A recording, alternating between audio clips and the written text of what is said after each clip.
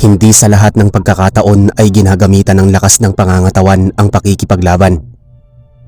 Sinasamahan ito ng talas ng pag-iisip, lakas ng loob, at pananalig sa Diyos. Magandang araw po sa iyo, Sir Eric, at sa mga tagapakinig.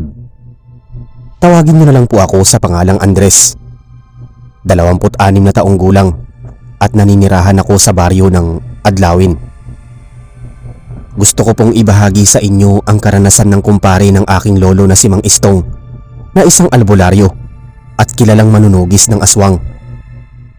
Ito po ay hango sa totoong karanasan ni Mang Istong noong mga panahong hindi pa maunlad ang pamumuhay sa baryo.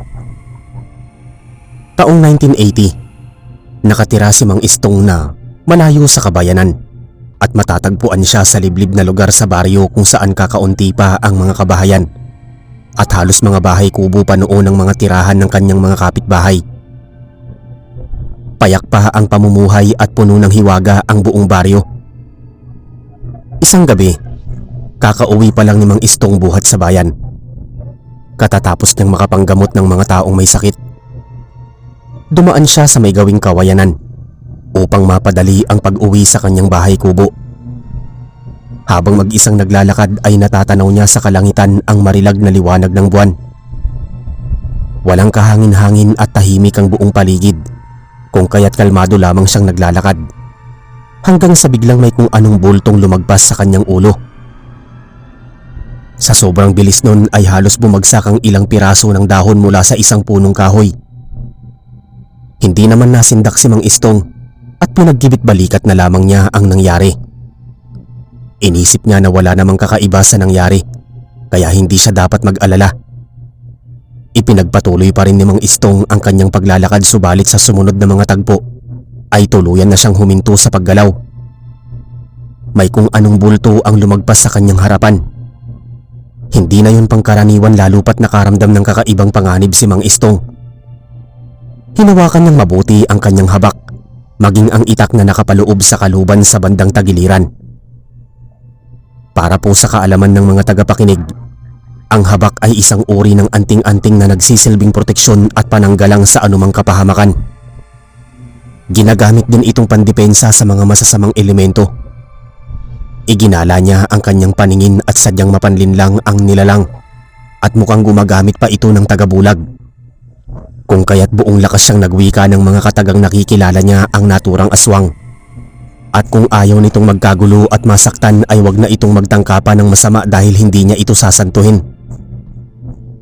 Sa mga sandaling yun ay biglang tumahimik ang paligid. Nawala ang anumang mga kaluskos at tila nilubayan na si Mang Istong ng aswang.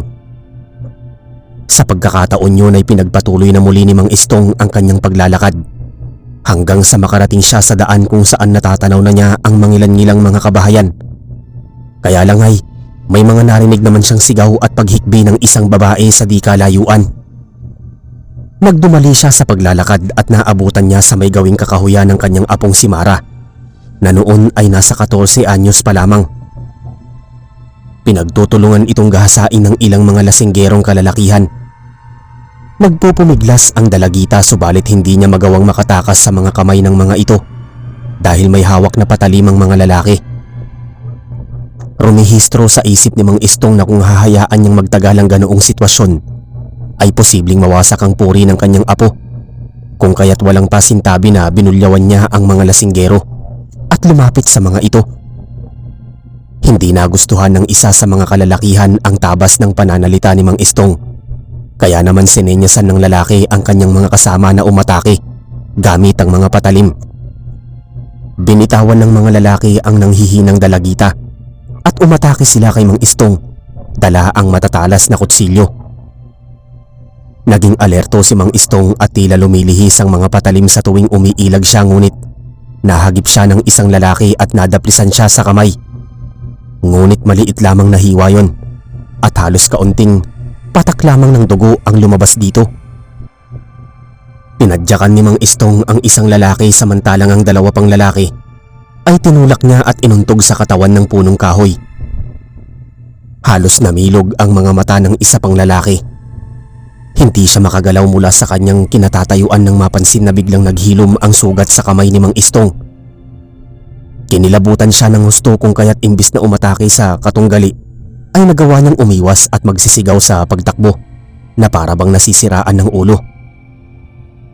Noong mapansin ni Mang Istong na hindi na magkagulapay ang mga binatang lasinggero ay nilapitan niya ang kanyang apo at tinulungan na maihatid sa bahay nito.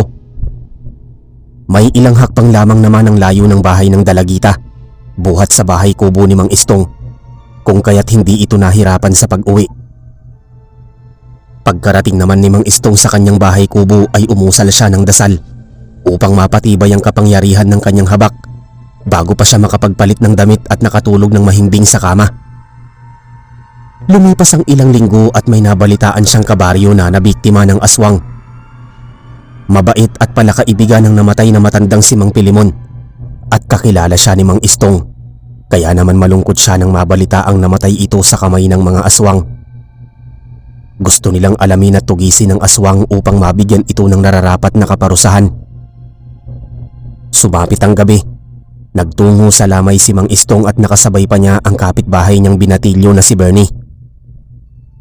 Noong makarating sila sa bahay ng namatay, napansin nilang walang nagbabantay sa kabaong samantalang nakaidlip naman ang ibang taong nakiramay sa lamay. Sa hindi inaasahang pagkakataon ay may lumitaw na balbal sa may kakahuyan. Ilang metro ang layo buhat sa labas ng bahay na kinaroroonan ng lamay. Tumutulo ang laway nito at tila takam na takam sa bangkay. Humanda si Mang Istong. Umusal siya ng orasyon ng palipad hangin upang tuluyang mapahina ang kapangyarihan ng balbal. Samantalang si Bernie naman ay manakanakang umaatake gamit ang kanyang dalang bolo. Nag-umpisang sumulong ang balbal subalit gumamit ng tagabulag si Mang Istong. Mabilis siyang sumugod na kasimbilis ng hangin. Pinagsasaksak niya sa likuran ng naturang balbal gamit ang habak. Habang umuusal ng lating na dasal, umaatras ang balbal habang sumisigaw ng pagkalakas-lakas sa masasakit na saksak na natamo niya sa kanyang katawan. Hindi pa noon natatagalan ay tuluyang tumalasik at nagkalat ang dugo ng balbal. Lumitaw na muli si Mang Istong hawak ang habak. Kahit maraming latay sa katawan ng balbal ay nagawa pa rin itong makatakbo at makatakas. Lumundag ito sa may gawing sagingan at naglahong parang bula. Hindi na naabutan ni Mang Istong ang balbal pero pagkatapos niyang malabanan ng aswang ay saka palang unti-unting nagigising ang mga tao sa lamay. Nagimbal sila sa kagilagilalas na nangyari at talagang nagising ang diwa nila pagkatapos na mailahad ni Mang Istong ang buong pangyayari. Simula noon ay parating may nagbabantay sa kabaong ng patay at sinisikap ng kamag-anak ng naturang na mayapa na maging alerto sa anumang oras dahil baka may aswang na magtangkang dumukot at kumain sa lamang loob ng bangkay. Kahit na mabalasik ang taglay na kapangyarihan ni Mang Istong ay hindi pa rin natitinag ang mga aswang sa pananalasa sa kanilang baryo. Tumahimik ang baryo sa loob ng isang linggo. Inakala ng mga residente ay tuluyan ng mawawala ang mga aswang at hindi na sila mabubuhay sa kadiliman sa tuwing sumasapit ang gabi. Subalit nag-uumpisa pa lang pala ang kanilang kalbaryo. Sumapit ang isang gabi habang pinipilit na makatulog ay nakarinig na naman si Mang Istong ng ingay mula sa bahay ng kanyang kapitbahay. Yun ang tunog na mayroong humahangos na para bang may tumatakbo at habol hiningang nagmamadaling makalayo sa isang bagay na kinatatakutan. Naglakas loob si Mang Istong na lumabas ng bahay. Binaon niya ang itak gayon din ng habak. Nagdala din siya ng talandro na may kakaibang lingwahe at mga dasal dahil malakas ang kutob niya na aswang ang kanyang kapitbahay. Pagkalabas niya ay may nakita siyang misteryosong binata at nagmamadali itong naglakad patungo sa kakahuyan. Palinga-linga ito sa paligid at napansin niyang nanlilisik ang mga mata nito habang nagtataglay ng mahahabang kuko. Medyo naalarma si Mang Istong dahil nakakatiyak siyang posibleng aswang ang binata at may mabibiktima itong mga inosenteng tao, kung kaya't minabuti niyang sundan ito na tinahak nitong daan. Binalak niyang tugisin ang aswang bago pa ito makapatay ng panibagong biktima. Binaybay ni Mang Istong ang masukal na kakahuyan at sa tulong ng liwanag ng buwan ay madali niyang nasundan ng binata. Subalit laking gulat niya na bigla na lamang itong naglaho noong makarating siya sa bahaging nyogan. Luminga-linga sa paligid si Mang Istong at nararamdaman niya ang manakanakang simoy ng hangin na dumadampi sa kanyang balat. Senyalis na nasa malapit lamang ang aswang. Gumagamit ito ng itim na mahika upang hindi ka agad matagpuan. Hindi pa noon natatagalan at may naamoy siyang nabubulok. Napakabaho at talagang halos bumaliktad ang kanyang sikmura. Nag-umpisa siyang maglakad at hinanap ang pinagmumulan ng nakakasulasok na amoy. Nagpatuloy siya sa paglalakad at saglit na napahinto nang mapansin ang isang bangkay ng tao na nakasiksik sa isang tabi ng puno ng nyog. Laslas ang pulsuhan at wakwak ang tiyan. Puno ng kalmot ang kanyang dibdib. Mukhang kagagawan yun ng aswang. Siniyasat niyang mabuti ang bangkay at napansin na malaki ang pagkakabuka ng kanyang tiyan na tila kinuha ang mga lamang loob nito. Pinagmasdan niyang mabuti ang bangkay. Hubot-hubad ang naturang bangkay ng babae na nakaluwa ang mga mata. Hindi niya makilala ang babae pero sigurado siya na residente yon sa baryo. Luminga-linga siyang muli sa paligid at naaninag niya sa isang tabi na may nakapanood sa kanya na isang nilalang na may namumula at nangingislap na mga mata. Sa pagkakataong yun ay tinatagan ni Mang Istong ang kalooban niya. Dahil sa mga oras na yon ay nakaharap siya ng aswang. Maliwanag ang buwan kaya kitang-kita niyang mabuti ang presensya ng aswang lalo pat nangingislap at nagbabaga ang mga mata nito na animoy mabangis na hayop. Hinawakan niyang mabuti ang habak at isang kisap mata ay biglang umatake ang aswang. Hinawakan nito ang mga kamay ni Mang Istong at pilit na inaagaw ang habak. Matapang at malakas ang loob ng aswang samantalang alam niyang matalas at masusunog ang balat niya kapag natagalan siyang nakadikit sa habak. Gayunpaman ay nakawala si Mang Istong sa mga bisig ng aswang at tuluyan niyang nakuha ang habak. Iniwasan niyang makalmot ng mga matutulis at mahahaba nitong kuko. Saglit siyang umatras at pinagmasdan ang kabuuan ng aswang. Nagtataglay ito ng mahahabang dila, matutulis na mga pangil at talagang malademonyong mapupulang mga mata. Tama nga ang hinala niya na isang ang aswang ang binata at gusto siya nitong patayin. Noon lamang siya nakaranas na makaengkwentro ng aswang na kayang makipag-agawan ng habak. Mabuti na lamang at malakas ang kalooban niya na suungin ang uri nito. Dahil hindi siya papatalo sa anumang laban lalo pat alam niya ang kanyang angking lakas at kapangyarihan. Hinigpitan ni Mang Istong ang pagkakahawak sa itak. Sumalida siya pero mabilis na nakailag ang aswang. Inundayan niya ito ng suntok sa mukha at kamuntik na yung bumagsak sa lupa. Kaso ay nakabawi rin ang aswang at pinatamaan din siya ng suntok sa buka. Kaya napatalisik siya sa gawing kinasasadlakan ng bangkay ng babae. Napaangil sa sobrang galit ang aswang. Inatake ng muli si Mang Istong pero gumawa na siya ng paraan upang hindi mapuruhan. Umibabaw si Mang Istong sa aswang at pinaulanan ito ng suntok. Kasunod nun ay pinagahampas ang ulo. Subalit bigla siya nitong mahablot at nasakal sa liig. Sinuntok na muli ni Mang Istong ang aswang. Paulit-ulit niyang pinatamaan ng kanyang kamao sa tagiliran hanggang sa mabitawan siya nito. Bumwelo siya at pinagsusuntok naman ng aswang sa dibdib. At pagkatapos ay tinadyakan hanggang sa makalayo si Mang Istong ng ilang distansya dito. Sumagi noon sa isip niya na mainam na gamitin niya ng talandro upang lalong manghina ang kapangyarihan ng aswang. Sinikap ni Mang Istong kuhain sa loob ng kanyang bulsa ang tinagong talandro. Inilabas niya at nang bandang lumapit na naman sa kanya ang aswang ay iginapos niya ang mga kamay nito. Kasabay nun ay umusal siya ng mga buhay na salita. Itinulak niya ng pagkalakas-lakas ang aswang habang walang patid itong umaangil. Napansin niya na nagwawala at pabaling-baling na tinatanggal ng naturang aswang ang talandro habang nag-uusok ang kanyang mga kamay. Bahagyang lumayo si Mang Istong sa naturang aswang. Nalalaman niyang anumang oras ay matupok ang buong katawan nito ng apoy. Pinagmasdan niya sa isang sulok ang aswang.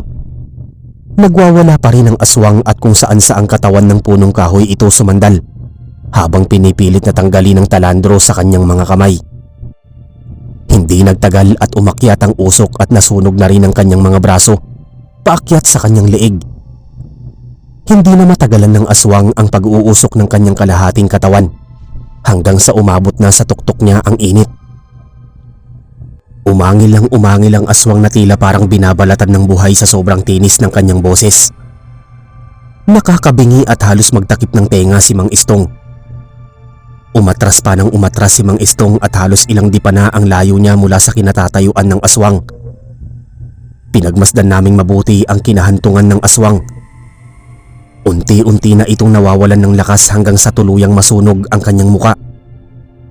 Umusok ang mga nilalabasan ng hangin sa kanyang katawan. Sumingaw ang init hanggang sa bumagsak siya sa lupa at binawian ng buhay. Nangitim at halos hindi na makilala ang kabuuan ng aswang habang umuusok pa rin ang bangkay nito. Sa huling sandali ay nakaramdam ng tagumpay si Mang Istong nang magapi niya ang aswang. Nahirapan man siya sa simula ay hindi yun naging hadlang para mapatay niya ito. Hindi nagtagal ay dinampot niya ang talandro na nakasalumpak sa lupa. Medyo may kaunting sirang nangyari sa maruming talandro pero hindi na yun pinansin ni Mang Istong. Malakas pa rin ang tinataglay nitong kapangyarihan dahil sa matinding epekto nito laban sa pagpatay sa masamang elemento. Noong matapos ang lahat, naisip ni Mang Istong na bumalik na sa kanyang bahay kubo. Ngunit napansin niya sa di kalayuan ang tatlong kalalakihan na papalapit sa kanyang direksyon. Nilapitan ng mga ito ang bangkay ng dalaga. Doon pa lang ay nalaman na niyang anak pala ng dating kapitan ng bangkay. Pinagtulungang buhatin ng mga kalalakihan ng bangkay ng dalaga at dinala nila ito sa kanyang pamilya. Nagpasalamat naman sila kay Mang Istong sa ginawa nitong pagpatay sa aswang. Nabigyan na rin ng hustisya ang pagkamatay ng babae. Matapos ang huling kaganapan ng pakikipagtunggali ni Mang Istong sa aswang ay mayroon pa ring mga sumalantang aswang sa baryo na tinugis ni Mang Istong. Isang gabi na pabalita na umatake ang mga tiktik sa kabahayan kung saan pinapatay ng mga ito ang sanggol sa sinapupunan ng mga ina. Inisip na mabuti ni Mang Istong kung anong dapat gawin at kung anong hakbang ang dapat niyang isagawa upang makaharap at makalaban ng naturang tiktik. Nangalap siya ng mga impormasyon kung kailan at anong oras ito umaatake sa mga kabahayan. Nang makakuha na siya ng sapat na detalye ay naghanda naman siya ng mga paraan kung paano siya makaatake bago may mapatay na sanggol at ina ang tiktik. Isang gabi nakarinig ng ingay sa labas ng bahay si Mang Istong. Nakita niya ang ilang kapitbahay na nagsisipagdungawan sa may bintana. At nasaksihan nila sa bandang bubungan ng kapitbahay nilang si Aling Paloma na may tiktik na ng lalaban. Pumapagaspas ang mga pakpak nito habang pirsahang hinihila ang dila niya pa itaas. Hindi pa noon natatagalan at biglang binagwis nito ang kanyang mga pakpak at lumipad sa ere. Kumuha ng malaking sibat si Mang Istong at ubod lakas niyang inihagis upang patamaan ang tiktik. Hindi tumama ang isang malaking sibat na kawayan sa tiktik at nagpakalayo-layo hanggang sa makalipad sa kadiliman ng gabi.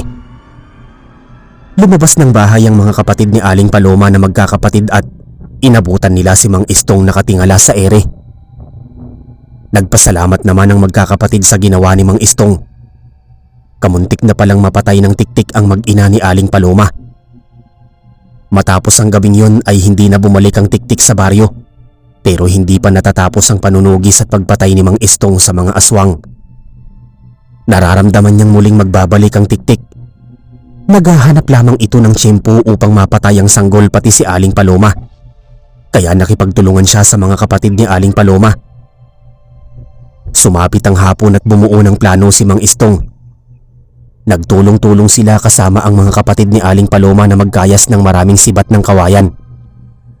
Pagkatapos ay naghasa pa sila ng itak katulong ang asawa ni Aling Paloma. Pinalibutan nila ng mga kawayan ng bakuran at buong bahay. Pagkatapos ay nagdasal sila ng taimtim at hinintay ang paglubog ng araw. Kinagabihan nagmatsyag silang lahat. May hawak na sibat ng kawayan sina Marisa at Moldon. Samantalang may hawak namang itak si Ginoong Eman katabi ang asawang si Aling Paloma na nakaupo sa isang tabi samantalang si Mang Istong naman ay hawak ang kanyang espesyal na habak. Lumipas pa ang ilang sandali at bigla ang may kumalabog sa bubungan ng kanilang bahay. Naalerto silang lahat. Umaikot sa buong kabahayan ng mga tiktik kaya minabuting mag-usal ng mga buhay na salita si Mang Istong upang maitaboy ang mga aswang. Matapos ang ilang minuto ay nangawala ang mga kaluskos at kalabog sa buong bahay. Lumabas ang magkapatid at naiwan sa loob ng bahay ang mag-asawa. Nasa labas ng bahay ang 4 na tiktik na nanlilisik ang mga mata at humahaba ang dila. Nilundag ng mga ito ang kinaroroonan ni Marisa at Moldon. Kaya nagsimula na ang kanilang sagupaan. Sinugod ni Marisa ang isang tiktik at pinagsasaksak gamit ang sibat ng kawayan samantalang si Moldon naman ay sinunda ng isa pang tiktik. Nagpambuno silang dalawa hanggang sa masibat ni Moldon ang kaliwang mata ng aswang. Dumanak ang dugo at pagkatapos ay binunot niya ang sibat at isinaksak sa dila, maging sa bibig nito, kaya tuluyang binawian ng buhay. Pinaghahampas naman ni Mang Istong ng talandro ang 2 tiktik habang umuusal ng palipad hangin. Matapos nun ay ginamit na niya ang kanyang habak at sa hindi niya inaasahang pangyayari ay bigla itong nagliwanag. Nakakasilaw ang kanyang karilagan at sa pagkakataong yon ay hindi nakatakas ang 2 tiktik at nag-umpisang manghina ang kanilang kapangyarihan. Paulit-ulit pa rin silang pinagsasaksak ni Mang Istong gamit ang habak hanggang sa tuluyang maligo sa sariwang dugo ang 2 tiktik bago nangisay at bumulagta sa lupa. Magkasabay na nalagutan ng hininga. Mga ubos ang mga aswang at sa pagkakataong yon ay lumabas ng bahay ang mag-asawa. Nawala na naman ang liwanag na nagmula sa habak ni Mang Istong at pagkakita niya sa mga kapatid ni Paloma ay bumakas ang kasiyahan sa kanilang kalooban. Ligtas silang lahat sa pakikipaglaban sa mga tiktik. Sinalubong nila ng mainit na pagyakap si Aling Paloma at halos maluhaluhang nagpasalamat sa Diyos ang mag-asawa, gayon din sa pagpapasalamat nila kay Mang Istong sa pagkakaligtas nito sa kanilang mga buhay laban sa mga tiktik. Sa mga sumunod na araw ay ugong sa buong nayon ng balita na napatay ang mga tiktik ng pamilya ni Ginoong Eman. Nagalak ang mga mamamayan dahil sa wakas ay namatay ang mga aswang na pumapatay sa mga sanggol. Malaki din ang naging kontribusyon ni Mang Istong sa pagpapadaloy ng kapayapaan sa kanyang nasasakupan. Kaya bilang pasasalamat ay binibigyan siya ng mga residente ng kaunting tulong, tulad ng pagbabahagi ng mga prutas at gulay, itlog o di kaya naman ay ulam, bilang maliit na pagpapasalamat sa kanyang ginagawang kabayanihan sa kanilang baryo. Sa 2 linggo ay walang nabalita ang mga aswang sa baryo. Kahit paano ay tumahimik na muli ang ordinaryong pamumuhay ng mga residente. Kaso sa mga sumunod na araw ay mayroon na namang kakaibang mga pangyayaring naganap. Kinagabihan hindi mapakali sa higaan si Mang Istong. Pakiramdam niya ay mayroon na namang masamang mangyayari na hindi niya inaasahan. Pero bandang 12:00 na at malapit ng mag-umaga ay hindi pa rin siya dinadalaw ng antok.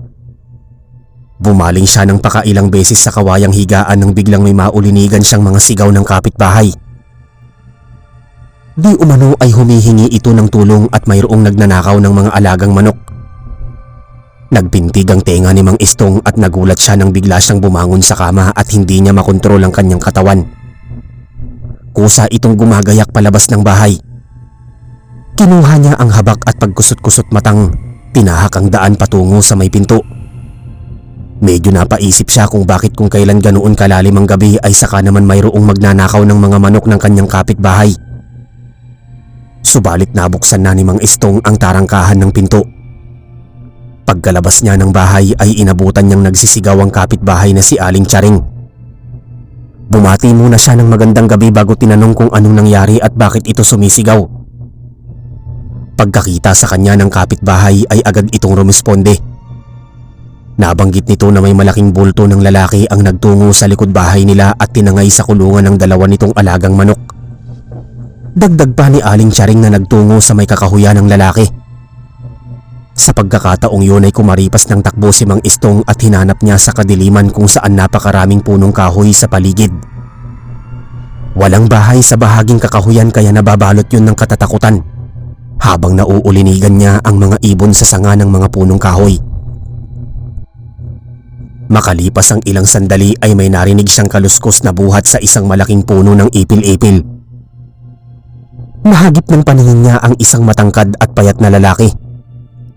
Sinundan niya ito sa may tabi ng puno ng ipil-ipil habang may tangan na 2 manok. Sinunggaban niya ang lalaki at nagwika. Inutusan niya itong ibalik ang alagang manok ng kapitbahay at hahayaan niya itong makaalis na hindi kinakailangan ng anumang dahas.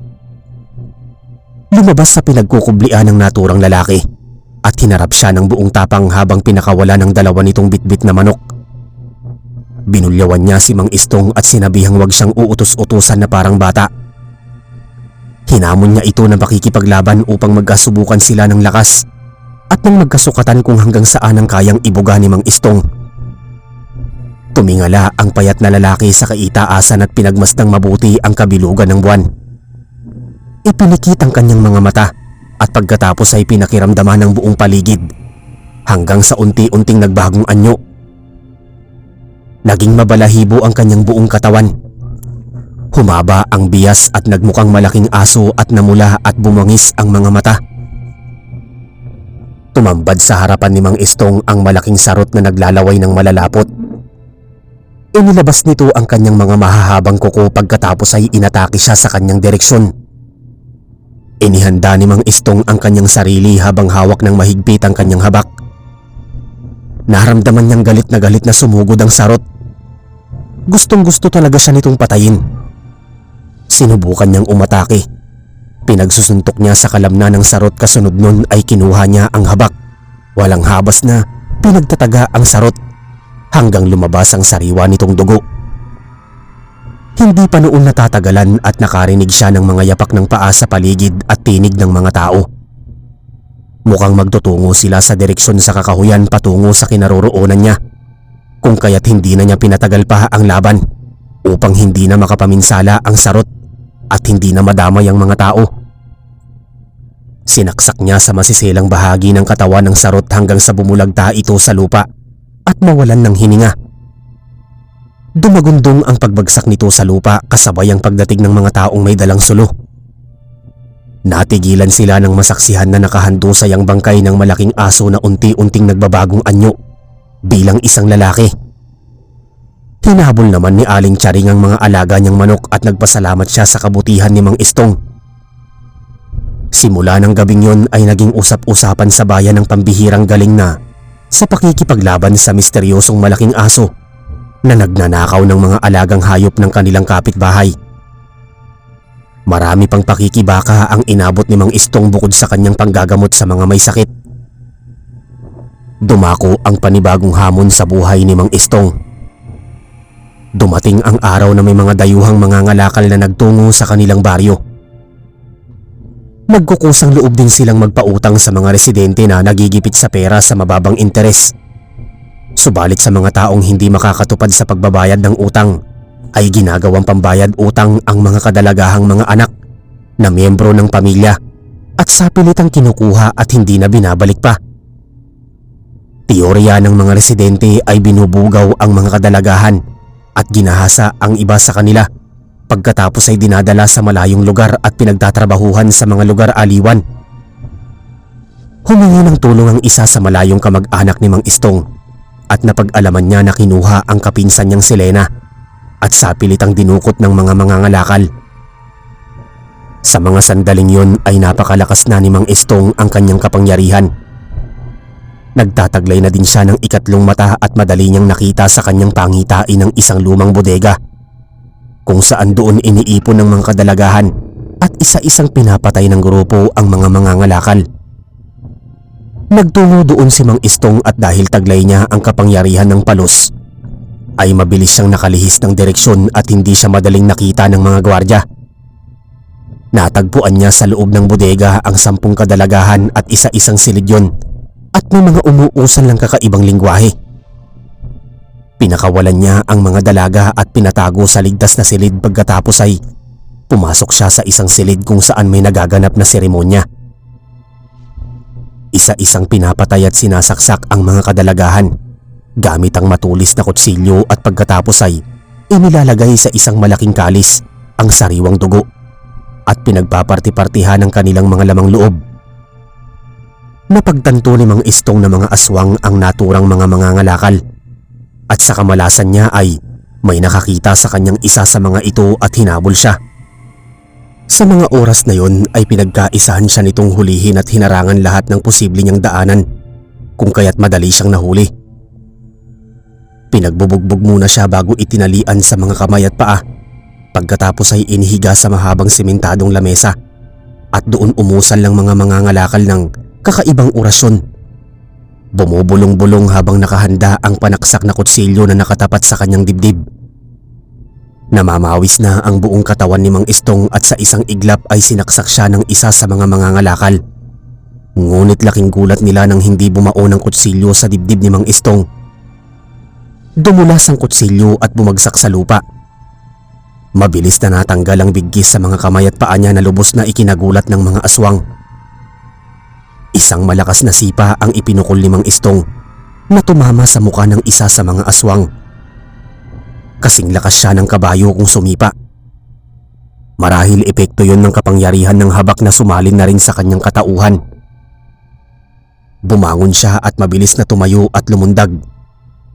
Hinabol siya ng mga aswang at madali siyang nakaakyat na makarating sa iba't ibang sulok ng silid bago niya inihampas ang isang malaking kahoy na upuan sa dalawang aswang. Kasunod nun ay inihagis niya ang plorera sa isa pang aswang. Samantalang pinag-uuntog niya ang dalawang ulo ng aswang na umatake sa kanya. Binalian niya ng tadyang at liig ang ilan pang sumunggab na mga aswang. Hindi pa rin siya natitinag noon at walang anumang kapaguran. Pinanatili niya ang kanyang kaliksian hanggang sa makakuha siya ng kahoy na patpat at pinaghahampas niya sa ulo ang mga umaataking aswang. Kasunod nun ay pinagbibiyak niya ang ulo gamit ang kanyang habak. Sumirit ang mga dugo nito sa kung saan saang sulok. Umangil at nagitngit ang mga aswang sa matinding kirot at sakit na naramdaman nila mula sa mga natamong sugat. Hindi sila makapaniwala na mas malakas ang puwersa ni Mang Istong kumpara sa kanilang mga kapangyarihan. Pinagpuputol ni Mang Istong ang mga katawan ng mga aswang at nang makatiyak siya na naubos na niya ang mga mangangalakal, ay pinuntahan niya ang mga kadalagahan at nagkaisa silang tumakas sa naturang lugar. Hanggang sa maabutan nila sa bungad ng bodega na nakaatas ang mga kamay ng mga gwardya at doon ay sumalubong ang mga alagad ng batas. Inabutan nila si Mang Istong at nagpaliwanag ito sa buong nangyari. Sinugod ng iba pang mga alagad ng batas ang lugar kung saan nila natagpuan ang putol-putol na katawan ng mga mangangalakal. Sa kadahilanang yun, nagpasalamat ang mga otoridad sa angking katapangan at kagalingan ni Mang Istong sa pagtugis sa masasamang mangangalakal. Binanggit ng puno ng mga kapulisan na matagal na palang tinutugis ang grupo ng mga mangangalakal na palipat-lipat ng operasyon hanggang sa natagpuan nila ang mga ito sa baryo. Kaya bilang pabuya ay pinagkalooban ng malaking halaga ng pera si Mang Istong upang makapagsimula ng panibagong buhay. Hindi yun tinanggap ni Mang Istong dahil kusang loob ang ginawa niyang pagtulong. Kaya lang ay kinausap siya ng mga otoridad, gayon din ng ilang mga kamag-anak na perang ibibigay sa kanya ay pantulong upang makapagsimula siya ng maayos na pamumuhay. Hindi na rin siya bumabata at hindi sapat na habang buhay na lamang siyang manggagamot. Balang araw ay magkakaroon din siya ng pamilya at kinakailangan niya ng ibang mapagkakakitaan. Pwede siyang magbukas ng negosyo upang magkaroon ng iba pang hanap buhay. Sa pagkakataong yun ay nag-isip-isip din si Mang Istong para sa kanyang sarili. May punto sila. Darating ang panahon na magkakaroon siya ng sariling pamilya na kailangan niyang buhayin. Kaya buong puso niyang tinanggap ang pabuya. Sa malaking halaga ng pera ay nakapagpatayo ng maliit na negosyo si Mang Istong na pag-aalaga ng baboy at manok. Ang natira namang pera ay ginamit niya sa pagpapagawa ng kanyang kubo at iba pa niyang mga pangangailangan. Samantalang ang natitira pang pera ay inimpok niya kung sakaling dumating ang araw ng pangangailangan. Nagkaroon ng magandang kapalaran si Mang Istong, subalit sa kabila ng lahat ay hindi siya naging gahaman at patuloy pa rin siyang tumutulong sa may mga taong may sakit.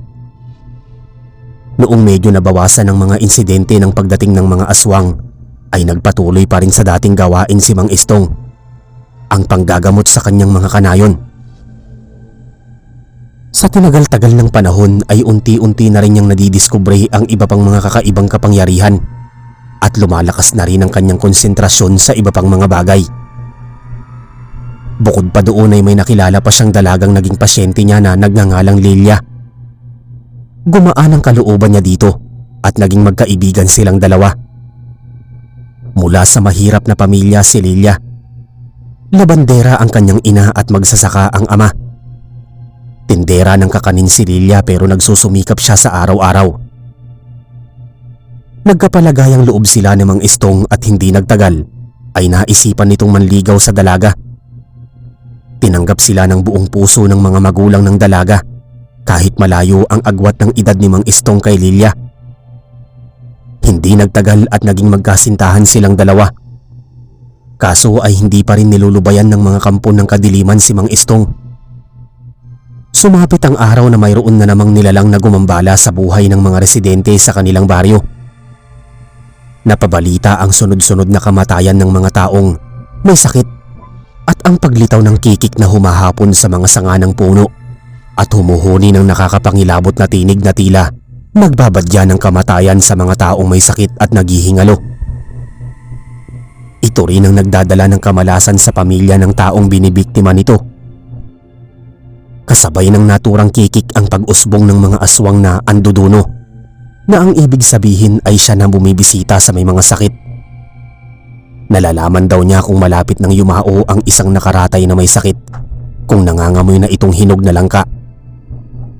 Maglalagi ito malapit sa bahay ng nakaratay at hihintayin niya itong pumanaw at kapag nailibing na'y huhukayin niya ang bangkay at saka kakainin.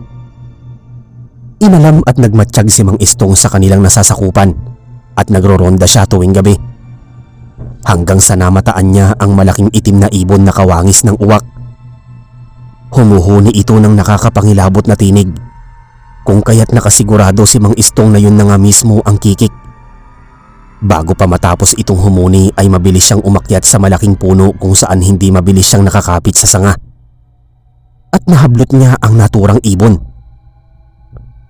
Nagpupumiglas ito sa kanyang malalaking mga kamay, subalit hinigpitan pa niya ang pagkakahawak at pagkatapos ay ibinulag ang ibon gamit ang matalas na punyal at paulit-ulit niyang pinagsasaksak sa buong katawan hanggang sa umapaw ang dugo sa kanyang buong kamay. Inilibing niya sa malayong dako ang ibon. Kasunod nun ay hinanap naman niya ang kinaroroonan ng anduduno. Maraming taong nagkaroon ng karamdaman sa kanilang baryo dulot ng matinding init at tagtuyot. Nagtungo siya sa mga liblib na lugar hanggang sa makakita siya ng nag-iisang bahay sa may kasukalan kung saan napakaraming aswang ang nakapaligid doon. Mabubuto ang mahahaba nitong katawan. Napakalakas nilang sumisinghot sa direksyon ng isang bahay kubo na naglalagablab ang liwanag. Naglalaway ang mga dila nito at talagang nangingislap ang mga mata. Humanda sa pakikipaglaban si Mang Istong gamit ang kanyang habak. Mag-isa niyang nilabanan ng aswang at hindi siya nagpatinag sa lakas nito. Sumabay pa noon ang pagbuhos ng malakas na pagpatak ng ulan kung saan nagputik ang kalupaan. Umusal ng orasyon si Mang Istong at naging daan upang magamit niya ang tagabulag. Inatake niya ang mga aswang at manakanakang pinapapatakan ng mga suntok at pagpapaputok sa mga buto nito. Nagtumbahan ng 5 aswang na nakasagupa niya kung kaya't lumitaw na siya sa karamihan. Kamuntik na siyang mahagip ng kuko ng aswang nang biglang may humila sa kanyang likuran. Paglingon niya ay nakita niya ang isa sa mga binatilyong tila may mahahabang galamay ng mga kamay. Nasa bandang likuran pa niya ang kasamahang aswang na sumaklang sa balikat ng anduduno at binalian niya sa liig ang aswang gamit ang kanyang mga hita at binti bago siya nagpatihulog sa putikang lupa. Huminga ng malalim si Mang Istong pagkatapos ay pumwesto siyang muli upang makapaghanda sa mga natitira pang aswang. Mayroon pang 2 anduduno kaya ginamit niya ang kanyang liksi at lakas sa pakikipaglaban. Sinaksak niya sa may bandang tiyan ang anduduno. Noong makatiyak siya na napatay niya ang aswang ay saka pa lang niya binalingan ng isa pang aswang. Sa pagkakataong yun ay pinugutan niya ng ulo ang anduduno na nakasagupa niya. Magkasabay ang mga ito bumagsak sa lupa. Kasunod na tumila ang ulan. Doon nagtapos ang kanyang pakikipaglaban sa mga andodono. Saglit na muna siyang nagpahinga bago niya naisipang sunugin ang mga bangkay ng aswang. Humanap siya ng lugar na hindi naaabot ng ulan at doon niya sinunog ang mga bangkay sa pamamagitan ng pagkikiskis niya sa kanyang dalang posporo. Nagsilab ang apoy. Hinintay niyang matupok at maging abo ang mga bangkay bago siya nag-umpisang maglakad pabalik sa kanyang tahanan. Pagkatapos ng naturang pangyayari ay ibinalita niya kay Lilia ang kanyang mga naging laban sa mga aswang. Namangha pero medyo nag-alala din ito sa kaligtasan niya. Subalit pinuri at hinangaan siya nito sa kanyang angking lakas at tapang. Kaya naman lalo pa siya nitong pinagpahalagahan at kanyang minahal. Nagsumikap si Mang Istong na maging karapat-dapat sa pag-ibig ng kanyang kasintahan. Sinipagan pa niya ang pagbibenta ng mga alagang manok at baboy, kaya dumagdag pa yon sa kanyang naipong pera. Nag-impok siya ng nag-impok hanggang sa maisip niya na posible na yung sumapat upang makapagpakasal sila ni Lilia. Nagplano na siya ng pagpapakasal at sa tulong ng kanyang mga kaibigan at kakilala ay nairaos ang simpleng kasal sa simbahan sa baryo. Gayon din ang maliit na pagtitipon sa harap ng kanyang bahay. Naisagawa ng matiwasay ang kasal. Nagtulong-tulong ang mga kapitbahay sa pagluluto ng mga handa. Gayon din ang pagdedekorasyon sa harapan ng bahay ng bagong mag-asawa. Masaya ang lahat at talagang nabusog sa masasarap na putahe at mga alak ang mga bisita. Matapos ang kasal ay pansamantala munang nag-focus ang mag-asawa sa pagkakaroon ng anak. Saka muling bumalik sa pagiging albularyo at negosyante si Mang Istong. Nabuntis si Lilia at nakapanganak siya ng kambal na parehas babae. Umangat naman ang pamumuhay nila sa tulong ng negosyong paghahayupan ni Mang Istong. Gayon din ang pagtitinda ng kakanin ni Lilia. Sa kasalukuyan ay may katandaan na si Mang Istong at marami na rin siyang mga apo. Hindi na siya nanggagamot pero naging matagumpay na doktora sa baryo ang isa niyang anak. Samantalang ang isa naman ay naging magaling na abogado na naninirahan sa syudad, kapiling ang sariling pamilya. Dito po nagtatapos ang makulay na pakikipagsapalaran ni Mang Istong bilang albularyo at manunugis ng aswang. Sana ay nakapagbigay kilabot at aliw ang kanyang mga karanasan sa mga tagapakinig. Maraming salamat po sa inyong pagsubaybay. More power po Sir Eric sa inyong YouTube channel.